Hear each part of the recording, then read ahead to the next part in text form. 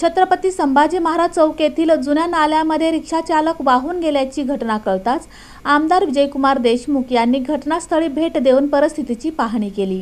छत्रपती संभाजी महाराज चौक नजीक असलेल्या जुन्या पुलाजवळ रिक्षा नाल्यात पडून रिक्षाचालक नाल्यात वाहून गेल्याचा संशय व्यक्त करण्यात येत आहे। याची माहिती मिळताच तातडीनं शासनाच्या आपत्ती व्यवस्थापन पथक आणि महापालिका अग्निशामक दलानं युद्ध पातळीवर शोधकार्य सुरू केलं।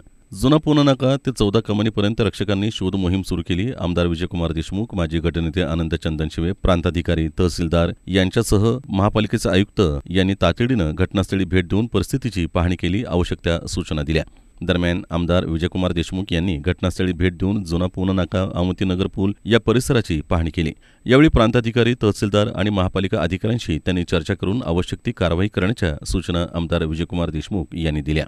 पहाटेच्या वेळी सतीश शिंदे हा रिक्षा चालक मडकी वस्तीमध्ये राहणारा काल जुना पुण्याचं पूल होतं त्याच्यावरनं तो निघालेला असताना तिथं महानगरपालिकेचं किंवा या नॅशनल हायवेने ते ब्रिज पाडले ते लक्षात न आल्यामुळे तो ब्रिजमध्ये वड्यामध्ये तो रिक्षा घातल्यामुळं ते रिक्षा अडकून पडले आणि तो वाहून गेला असं काल रात्री सगळ्या तिथल्या आणि त्यांच्या घरच्यांचं म्हणणं आहे की तो वाहून गेला आणि त्याची तपासणी सुरू आहे।